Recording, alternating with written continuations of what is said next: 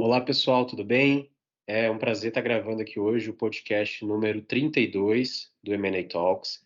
Hoje a gente tem a convidada super especial, a Rafaela Rossi, que é sócia da Baico.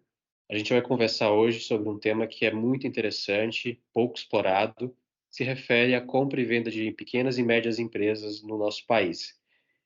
Como de costume, eu queria começar passando a palavra para a Rafaela para ela se apresentar um pouco, contar um pouco da trajetória, como que ela iniciou e chegou até a posição que ela ocupa hoje, como que nasceu a Baico, né, o que que faz a Baico, antes da gente propriamente entrar no tema do tópico de hoje, que se refere às transações de compra e venda de pequenas e médias empresas. Então, Rafaela, muito obrigado por ter topado o convite para falar com a gente.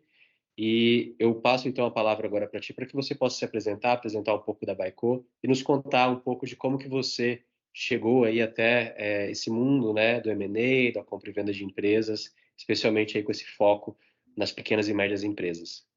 Ótimo, obrigada, Iago, por ter aberto aí essa oportunidade para a gente falar um pouco.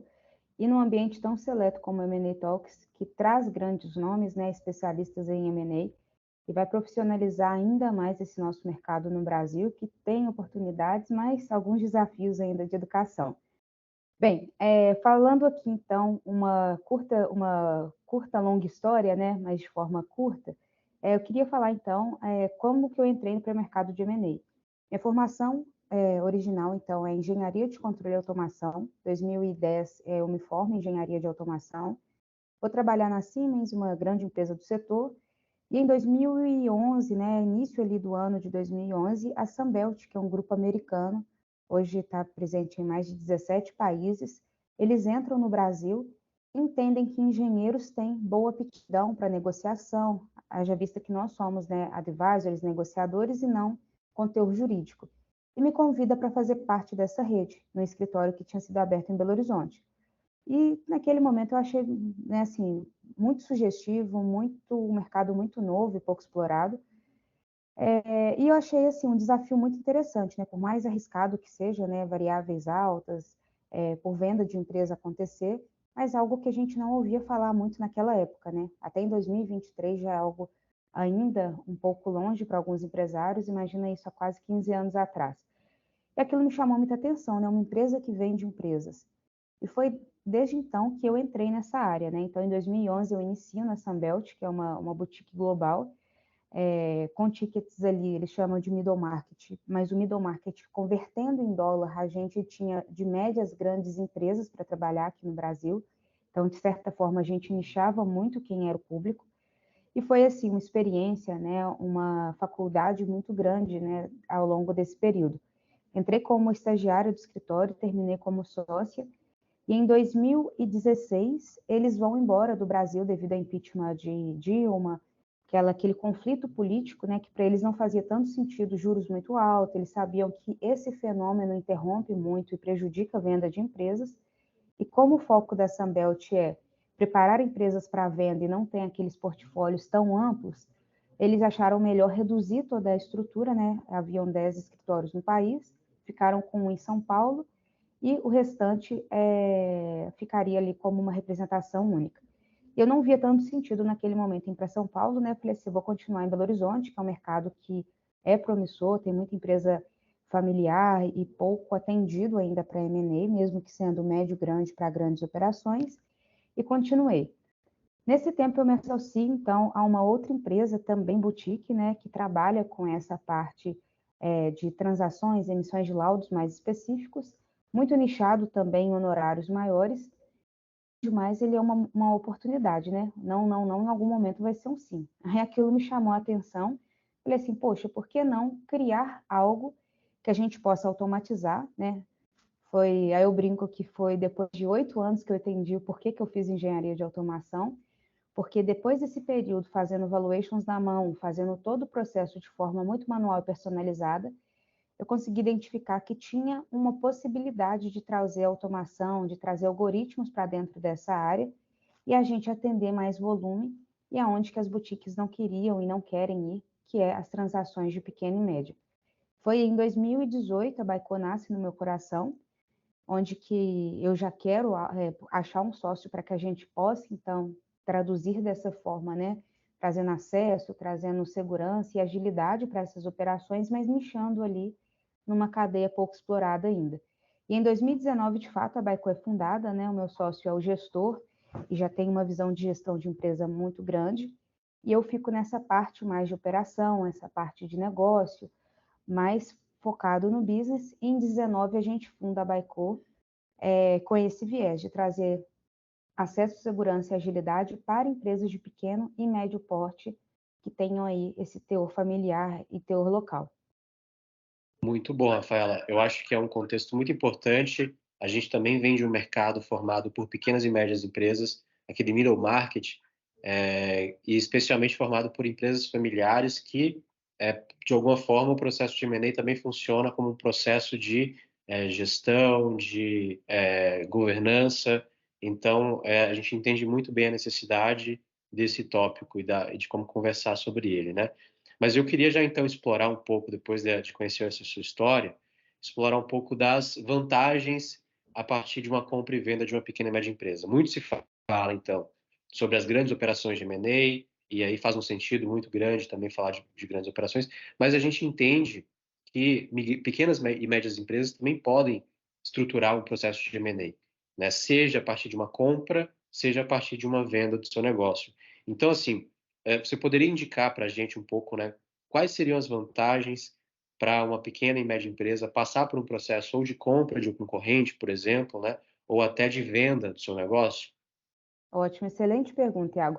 Vamos falar primeiro do vendedor. Uma coisa que a nossa cultura empresarial ela ainda não nos ensinou, mas é muito importante nós, nesse espaço de fala que nós temos, reforçarmos para os empresários que estão nos ouvindo que onde que o empresário consegue obter uma aposentadoria é fazendo a venda da empresa. Então, isso já é muito comum lá fora, Estados Unidos, Europa, Oceania, eles já entendem que o empresário cria uma empresa para que em determinado momento ele vá sair e ele vá ali ter um retorno sobre aquele tempo e sobre aquela ideia investida no início. E como a gente vem de uma jornada seletista muito pesada, né, acordos trabalhistas muito pesados, a gente tem o nosso mindset ligado a aposentar funcionários e a gente esquece do elemento empresário. E a venda de empresa, ela vem justamente como uma dessas motivações. E quando a gente fala de venda de empresa, aí a gente também entra agora para uma esfera falando de pequeno e médio, onde que existe um preconceito empresarial também muito focado, onde que as pessoas não conseguem compreender que atrás de todo CNPJ tem um CPF e esse CPF vai passar por motivações e ciclos de vida diferentes, como, por exemplo, cansaço, aposentadoria, uma mudança geográfica, uma ruptura com o próprio sócio, ou uma oportunidade de mercado. Às vezes o mercado dele deu um boom, em algum momento ele vai ser ali assediado, né? Então a venda de empresa ela tem que acontecer. E também existe a dificuldade de gestão, dificuldade financeira, como em qualquer nível da cadeia, né? A falta de caixa, dificuldades também vai haver, mas isso não quer dizer que a empresa é ruim. E a gente identifica, né, o valuation justamente para isso, para metrificar e potencializar bons negócios e para neutralizar e trazer valor de empresa do momento atual com base naquele histórico, naquela projeção que ela acredita que vai acontecer. Então, esse daqui é o ponto, né, da nossa primeira visão, é o porquê que as empresas estão à venda. Elas estão à venda por todos esses motivos e o empresário tem que começar a pensar nisso. Eu abri minha empresa para vendê-la em algum momento. Por mais que eu vou fazer sucessão, vende ela para os seus sucessores, né? Faz um planejamento, deixa ali um valuation bem travado para que as pessoas que apeguem na operação criem valor também sobre aquilo que está recebendo e consiga monetizar a sua vida para o próximo ciclo. E a gente agora entra para a interferência, que é o como, né? Como que as vendas de empresa acontecem? Tanto comprando ou vendendo uma empresa, a gente precisa de um instrumento que é a avaliação de empresa, que é o valuation. Ele é a primeira etapa, então, para que a gente consiga entender quanto vale aquela operação que já está totalmente, né, em ciclo contínuo, né? Ou seja, ela é operante e que ela vai ter ali tanto direitos, quanto obrigações, quanto fluxo de caixa, e aquilo tem um valor. Então, quem vai comprar precisa saber qual que é o valor daquela operação no momento atual, e quem vai vender precisa entender se justifica o movimento inicial que a gente já comentou que ela pode sentir. A gente vai falar mais de valuation para frente, mas só para a gente racionalizar aqui. Então, a gente falou de vendedor, a gente falou de como que o vendedor se prepara, né, que é através da sua motivação de valuation, e agora o comprador. Por que comprar uma empresa em operação? Qual o ganho que existe? Existem N ganhos que a gente poderia citar aqui, mas os principais nós podemos falar como posicionamento de mercado, né, crescendo o mercado, região, uma cidade que você não está, de forma com mais autoridade, mais propriedade, ganhando ali equipe treinada, posicionamento de marca, produtos e serviços mais bem direcionados, e além do mais, comprando uma empresa em operação, ele consegue identificar se o payback é justificado. Ou seja, comprar uma empresa de R$ 1 milhão ou de 10 milhões, o que eu estou vendo nessa empresa em operação? Qual que é o histórico de rentabilidade que ela apresenta? Qual que é a projeção dela? Eu não entendo se as premissas são coerentes ou não. Que ganho que eu tenho, né? Ou seja, eu já tenho um histórico de rentabilidade, de EBITDAs ou de lucros ali que aquela empresa apresenta, e eu não fico tão no escuro. Ah, vou captar aqui 10 milhões do banco, pegar do caixa da minha empresa e abrir uma nova unidade na cidade tal. E aí você começa do zero. Por mais que a sua empresa tenha reputação, ir para um outro local, abrir uma filial, requer tempo, maturidade, conhecimento de público. Ainda mais o Brasil, que é um país continental, que existe diferença, né, de consumo dependendo da região, é algo que o comprador consegue minimizar tempo e garantir ali o retorno do investimento comprando uma empresa em operação. Legal, Rafaela. Eu lembro que um dos primeiros episódios que eu gravei aqui no podcast, eu falei um pouco sobre os motivadores para o processo de M&A. Até quem tiver interesse pode voltar lá, talvez seja o primeiro ou segundo episódio. Mas lá a gente comenta um pouco sobre os motivadores gerais. E a Rafaela traz hoje motivadores muito específicos também para esse processo envolvendo pequenas e médias empresas. E aí, Rafaela, eu queria entrar numa outra pergunta que se refere aos setores, né? Quais são os setores que você vem observando mais aquecidos no cenário de 2023? Se tem como dizer que um setor está mais aquecido do que o outro, quando a gente fala de pequenas e médias empresas, né? Também para que os ouvintes que estão aí acompanhando o episódio possam identificar eventualmente os setores que mais estão em alta aí no processo de compra e venda. Ótimo. Essa é uma excelente pergunta também, viu, Iago?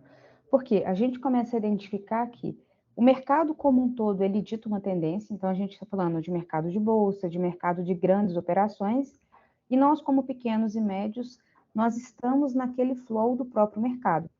Então, a tendência macro, né, a visão macroeconômica, ela é um bom indicador para a gente conseguir identificar nichos ou atividades econômicas que vão ter ali mais tracejos, né, mais compulsão de compra em determinados ciclos, que podem durar aí 18 meses, 24 meses, vai depender muito do que o macro está nos dizendo.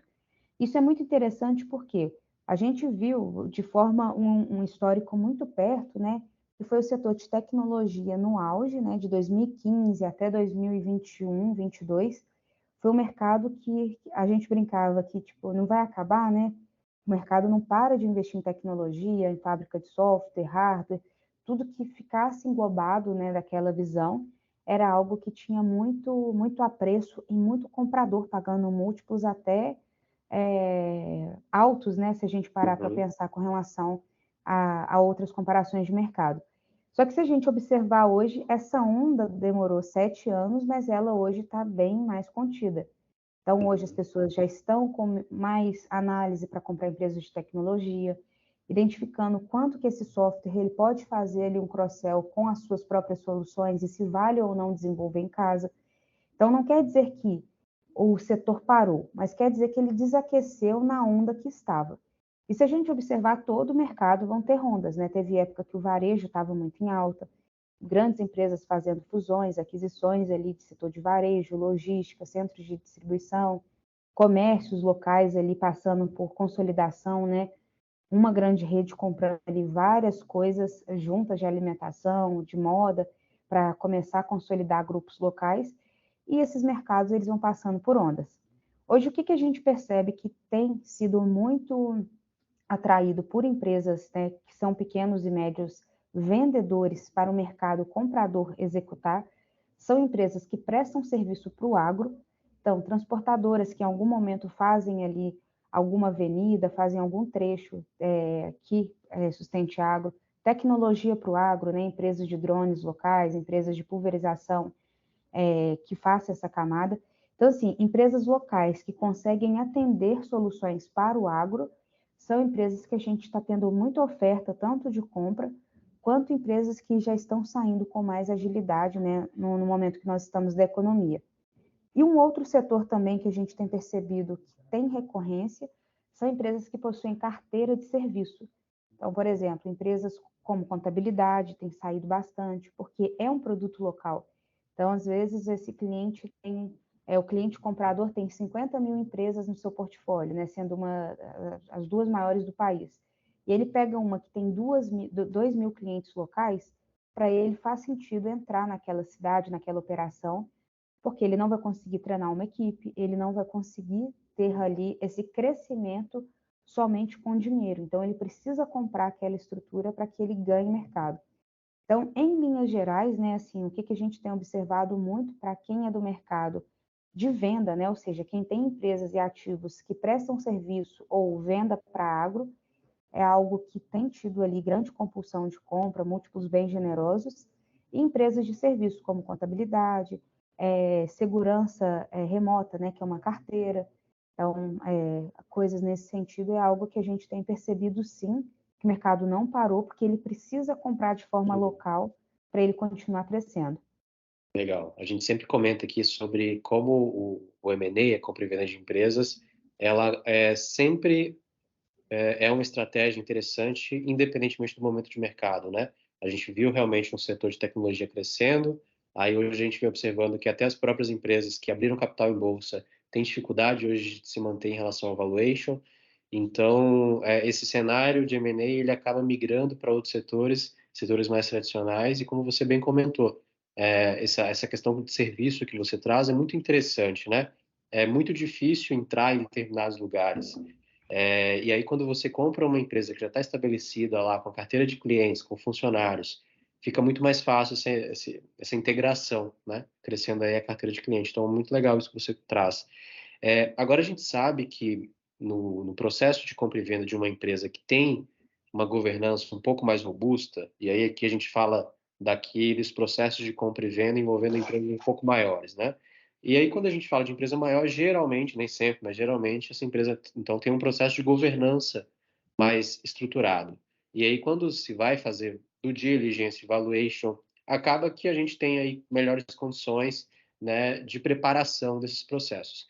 Mas nem todas as empresas, pequenas e médias, têm esse processo de governança. Então, eu queria abordar agora contigo um pouco sobre os desafios envolvendo a compra e venda de pequenas e médias empresas, se a gente comparar com os processos que a gente tem aí com empresas de grande porte. Então, quais que são esses desafios que a gente encontra? Acho que numa conversa prévia a gente já falou um pouco sobre, né, a falta de governança, de estrutura, de contabilidade, mas quais são os desafios, por exemplo, para um valuation, né, que vocês encontram, ou para uma due diligence, para esse processo de análise do comprador, quando a gente está olhando para um alvo, para uma empresa que é considerada uma pequena e média empresa?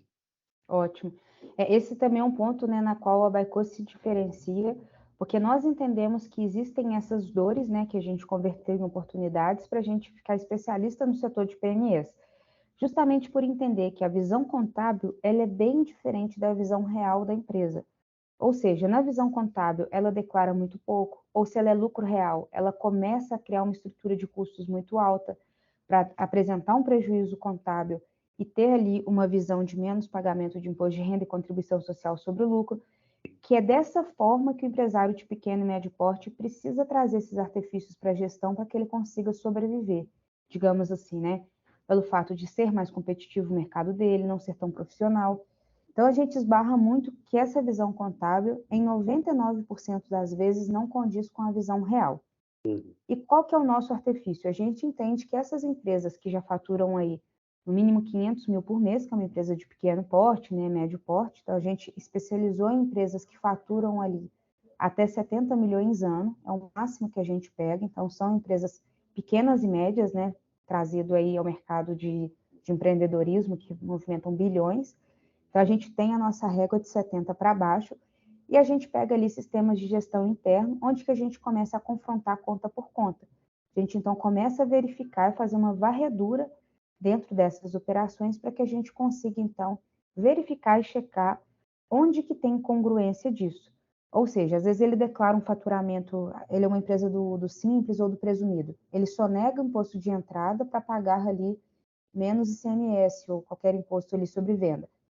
Mas o sistema gerencial dele, a gente aponta 30% a mais em vendas que não tenham nota. Não tem problema, a gente adequa isso, mas a visão tributária também ela é ajustada. Ou seja, por mais que ele sonegou, ele faturou 7 milhões, por exemplo, naquele ano, como uma empresa de serviço, mas 10 foi a venda total, a gente coloca no valuation 10 e a gente tributa em cima de 10. Então, todos os ajustes eles vão sendo feitos de acordo com a realidade da empresa para que a gente performe isso. E uma coisa muito comum no mercado de PMEs, a gente tem essa regra aqui dentro da Baico, que é a regra PAR. Então, a gente ajusta sempre prolabore, aluguel e imposto. Porque empresa local e familiar tem muito isso, né? O sócio opera e o sócio só vive de lucro. Mas quanto que custa uma operação daquele sócio, né? Ele é o que hoje? Ele é um gerente? Ele é um diretor? Quanto que custa algo muito parecido com a função dele no mercado? Que a gente vê muito isso, Iago, a empresa na cabeça do sócio, vendedor, é ótima, dá 50 mil de lucro por mês, só que 50 mil já é o lucro dele. Mas uma pessoa no gabarito dele custaria no mercado por no mínimo 15 mil. Aí já não é mais 50, então é 35. Aí a gente vai para o aluguel, que é o A do pai. No aluguel, a gente descobre que o aluguel também é do sócio, ele não remunera aluguel. Ou se remunera, coloca um valor simbólico ali de um salário mínimo, alguma coisa, só para ter essa linha na contabilidade. Mas se ele vender empresa, ele não cobraria menos de 10 mil reais pelo aquele ponto comercial dele. Então já não são 35, são 25. E a gente identifica, então, o I de impostos, que também tem esse ajuste a ser feito. Ele faturou 7 milhões com nota, 3 milhões foram vendas avulsas ali que ele conseguiu ter uma visão de gestão um pouco arriscada, mas que gera mais caixa na empresa, e 3 milhões ali ele sonega, que daria ali mais 10 mil reais por mês de imposto naquilo. Então, uma operação que na cabeça dele é 50 mil, na realidade é 15. Então, é esses os pontos aqui que a gente vai trazendo para o Sim. empresário, né? Para mostrar que a visão de um valuation, a gente entende, né, todas as dificuldades dele, não é crítica, mas o mercado vai ver dessa forma. E o nosso papel aqui é preparar a empresa para ser comprada pelo mercado. Uhum. Então, todos esses pontos cabe nós, em nossa equipe, a fazer todas essas limpezas, entender o potencial, o valor de geração de caixa que ela tem no futuro, limpando aqui com a realidade dela. Então, basicamente, a gente entende, a gente já tem todas aí essas visões para polir os números corretos e trazer a realidade da empresa para que o valuation não fique teórico. Outro erro também, que às vezes contratam-se empresas locais que não têm essa visão de mercado e têm uma visão muito teórica e não entende essa sutileza de limpar contas. Então, é muito importante que a gente faça isso, porque vão ser questionamentos que a ponta de lá vão nos fazer. Sensacional. Esse é o mundo real, né? A gente também está bem acostumado a lidar com isso, só que do outro ponto de vista, do ponto de vista jurídico, né? E o que a gente observa muito é que a gente tem um grande contrassenso no nosso país que as operações, até em termos proporcionais mesmo, né? A gente está falando de risco. Então, uma situação onde o empreendedor, o fundador, o vendedor, sonegou imposto, que ele não tem uma governança, que ele tem conflito de interesse porque o imóvel que ele opera é o imóvel da família ou dele. Então, não há uma separação naquela ideia clássica de governança entre propriedade, controle e gestão. Isso importa em risco. E o que a gente observa do nosso lado aqui do jurídico é que os contratos das pequenas e médias empresas, e eu tenho certeza que não é o caso da Baico e das empresas que ela assessora, mas de muitas outras empresas que fazem M&A, são muito mal redigidos e que não têm previsão nenhuma em termos de apuração e contabilização de risco, de como que isso vai ser identificado no contrato e alocado. Então, geralmente a gente pega, por exemplo, talvez assim, uma das principais diferenças no ponto de vista jurídico entre uma grande operação de M&A e uma operação de M&A em termos de pequena e média empresa o contrato da pequena e média empresa tem 2, 3 páginas, o contrato da grande empresa tem 20 páginas. E assim, tem razão de ter 20 páginas. A gente sempre fala, o processo de M&A é um processo complexo, não é igual comprar uma casa, comprar um carro. A gente está falando de situações onde existem passivos ocultos, situações que precisam ser reveladas. Então, essa diferença é muito importante a gente abordar. Acho que foi sensacional isso que você trouxe. Do mundo real, né? A gente precisa, de alguma forma, passar por aquele processo e identificar o que está realmente contabilizado, declarado e o que opera no mundo real, né? Mas assim, até para a gente abordar um pouco dessa questão do valuation, para o empreendedor que pensa em passar por um processo de venda ou até, né, comprar alguma empresa, como que se dá os critérios para se aferir o valor de uma empresa, considerando aí ser uma pequena e média empresa? Tem alguma metodologia que vocês utilizam? Ou, por exemplo, uma empresa de serviço que fatura R$ 50.000 por mês, ela consegue ter uma estimativa de valuation ou é muito difícil precisar? Né? Como que o empreendedor pode entender um pouco do que é o valuation, né, de uma pequena e média empresa? Ótimo. Isso também é uma boa pergunta porque ela gera muita dúvida, né? A gente não pode compará-los com empresas SA de capital aberto, mas a gente também não pode simplesmente pegar um fator específico, né? Postos de gasolina que a gente tem muita demanda, acontece muito isso. Ah, o posto de gasolina vale a litragem que ele vende por mês. Então, se ele vende 300 mil litros mês, é aquele valor. Mas a pergunta é, vamos pensar agora de uma forma mais aprofundada. Se eu vendo 300 mil litros de gasolina e o posto B também, mas eu gero 50 mil de lucro e ele gera zero, a gente vai ter o mesmo preço? Essas, então, são as respostas que o valuation vai dar.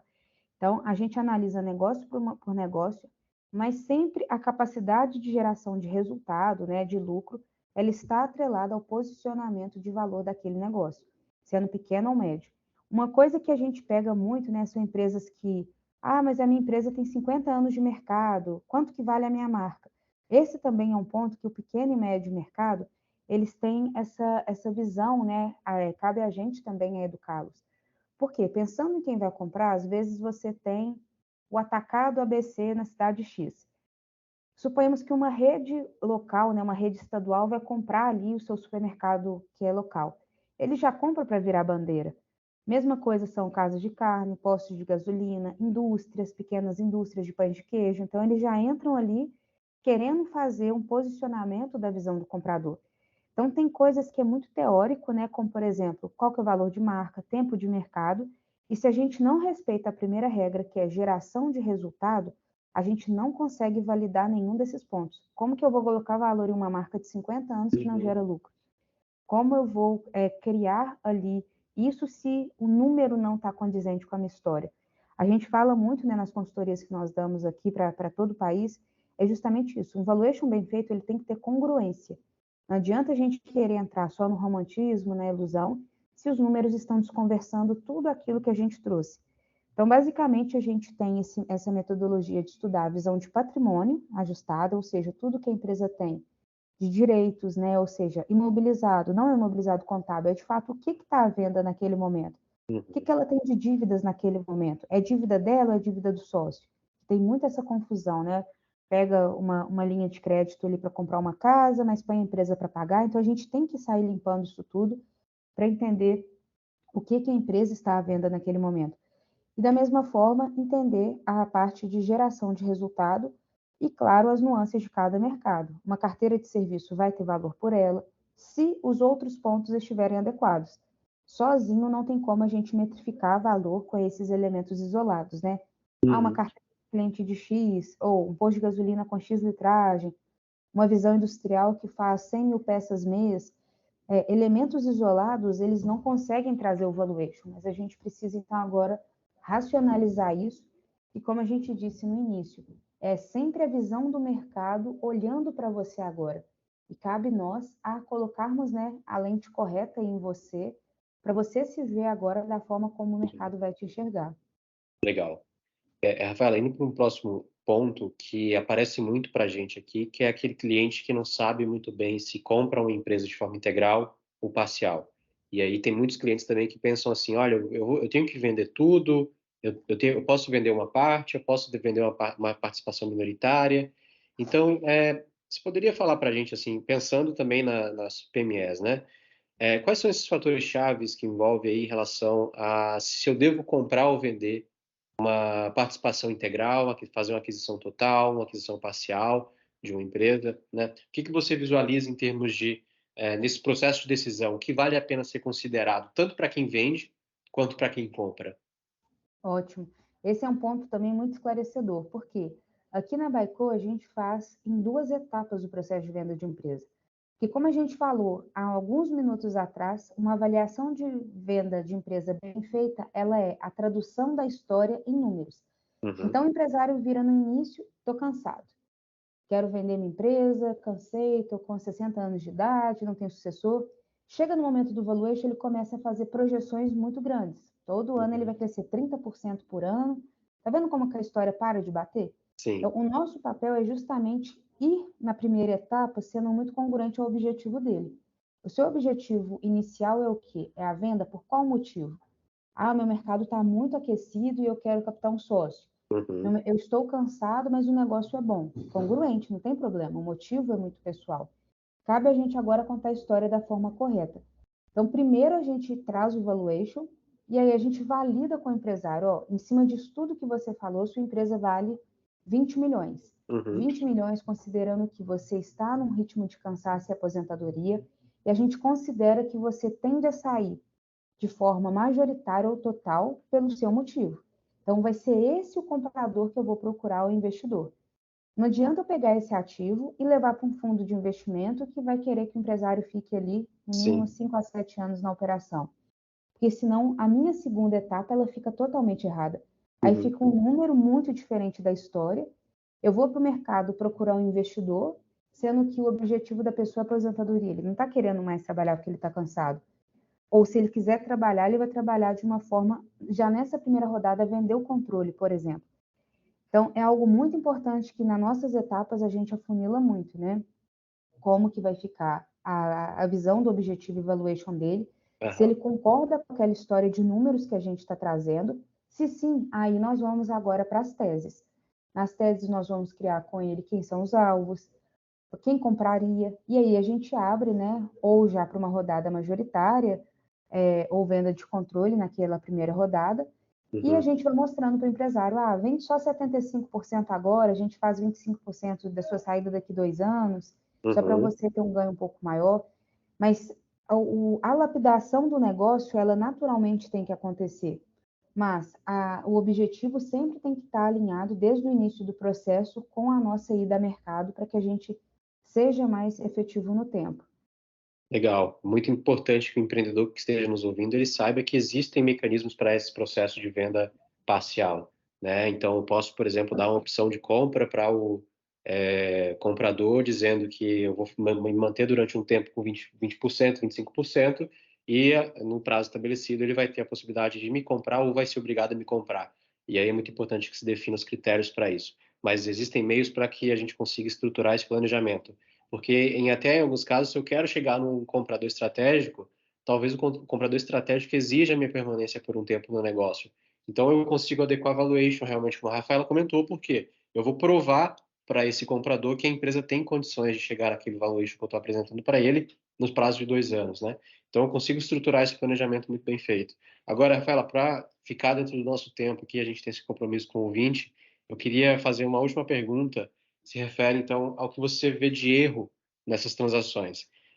Quais são os erros que você visualiza? E a gente aqui do lado jurídico tem vários que a gente visualiza, mas eu queria entender um pouco mais da parte financeira, comercial. Quais são os erros que você encontra nas operações falando de pequenas e médias empresas? E também, emendando uma pergunta na outra, né?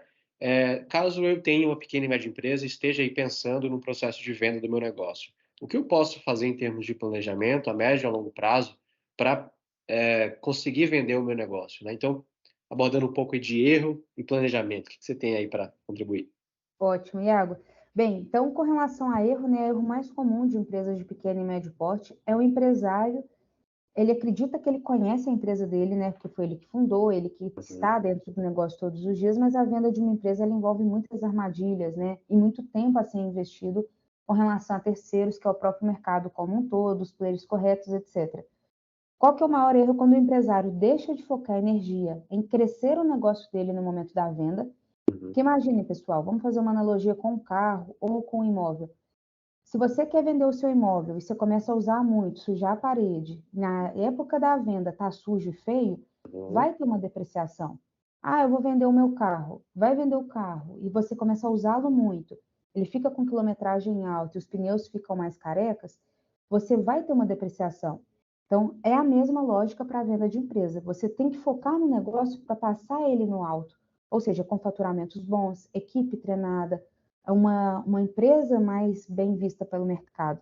Quando você tira esse foco de, na reta final, você colocar ali toda a energia para passar o negócio bem e foca ali em algo que você não tem expertise, que é vender uma empresa, né, com base nesses 30 minutos que nós tivemos aqui, a gente conseguiu identificar aqui vários pontos de alerta. Imagina na prática e na realidade de uma empresa que já está em operação, como que isso ele fica ali ainda mais importante e enaltecido. E esse talvez seja o principal erro, né? Tirar a energia no ato da venda para tentar vender uma empresa que ele não conhece termos jurídicos, financeiros e nem como aborda o mercado, e tentar fazer sozinho e deixar de focar na própria operação. E agora, com uma visão de planejamento, penso que o mais adequado seja o empresário procurar alguém que o assessore, porque é uma variável que elas vão ter ali vários, né? Se a gente parar para pensar e abrir o coração de uma operação de M&A, passam de 6 a 7 profissionais de áreas diferentes dentro de um processo de venda de empresa, desde contador, economista, advisor, parte que vai se fazer ali a visão dos números, né, limpeza, o próprio jurídico. Então, a gente tem ali um leque de especialistas que vai ajudá-lo, que em algum momento a gente pode identificar um erro ou uma não viabilidade da venda. Então, quanto mais planejado você estiver, melhores são as chances de você conseguir êxito na saída da sua empresa e responder à sua visão original, à sua motivação, que é uma aposentadoria bem feita, que é ter ali um ganho pelo tempo que você investiu naquela operação. Então, como planejamento, assim, a nossa sugestão é: converse com o consultor, entenda o momento que a sua empresa está, vá fotografando ela ali a cada 6 meses, a cada 1 ano, para entender o melhor momento que o mercado está para comprar e que a sua empresa tem um valor de mercado para que a jogada seja muito assertiva nesse importante momento da sua vida. Muito bom, Rafaela. No último episódio, inclusive, pessoal, episódio 31, anterior a esse aqui, a gente recebeu o Fabiano Vergani e ele vendeu o seu negócio e ele traz algumas dicas para os empreendedores que estão pensando em passar por um processo como esse ou estão passando. E ele trouxe também esse fato de que muitas vezes o empreendedor ele sai do seu negócio porque ele coloca a cabeça ali e energia nesse processo de venda. E aí ele deixa de tocar o negócio, deixa de administrar da forma correta e isso tem uma série de problemas, né? Então ele até trouxe ali que ele acha adequado a regra de Pareto. Então 80% focado no negócio, 20% que também o empreendedor ele precisa estar disposto, disponível a participar do processo de M&A. Então ele tem que estar ali realmente antenado, participar das reuniões, oferecer as informações necessárias, mas ele não pode sair de forma nenhuma do seu negócio. E aí também, com o último ponto que a Rafaela trouxe, a gente observa aqui que muitos empreendedores, pelo menos na parte jurídica também, o contábil, né, eles vão passar por um processo de M&A e vão lá e ligam para o contador que atende, para o primo que é advogado, ou para o escritório que atende na parte processual, trabalhista, e realmente não tem essa aderência de tema. Então, a gente está falando aqui da Rafaela, que atua há bastante tempo na área de M&A, que tem uma empresa especializada nessa área, o Bocássio Oliveira também, que é um escritório jurídico formatado para M&A. Então, é importante que se procure profissionais especializados nesse tema para que realmente seja um processo planejado. Mas, Rafaela, muito obrigado. A gente está atingindo aqui o nosso tempo limite. Eu queria agradecer muito por você ter topado esse convite, né, conversado com a gente sobre esse tema que é muito importante, pouco debatido. E o M&A Talks está de portas abertas, né, para tua volta, para a gente conversar sobre os outros pontos. E eu queria deixar aqui uns minutinhos finais aí para as suas considerações, né, agradecendo de novo pela tua disponibilidade. Ótimo, Iago, eu que agradeço por ter aberto o espaço. Como a gente sabe, é um mercado que precisa, né, de muita informação, muita educação, e quanto mais canais como o seu puder divulgar, relevar essa informação para os empresários que hoje movimentam o país no seu volume, né, e na sua grandeza, a gente vai ter empresas mais qualificadas, mais dinheiro dentro da nossa economia e minimizando a mortalidade das empresas, que por incrível que pareça, o Brasil tem o DNA empreendedor, mas é o país que mais mata empresas em operação no mundo, pelo simples fato da gente não entender que tudo é um ciclo, né? E tudo que é aberto um dia vai ter que ser vendido, né? As empresas têm que ser criadas para algum momento passarem para a mão de um fundo, de um concorrente ou de uma outra pessoa. Agradeço, né, pessoal, por quem nos ouve. Se vocês quiserem mais informação sobre pequena e média empresa, é só entrar no site da Baico Brasil. A gente vai ter ali uma rede de consultores para poder atendê-los, identificar o seu momento, identificar todas as nuances e conseguir aí ajudá-los nesse momento, que envolve oportunidades, mas como a gente viu aqui, tem muita armadilha, e quanto mais preparados vocês estiverem, maiores são as chances de êxito e oportunidade para todos aí que façam parte do seu negócio.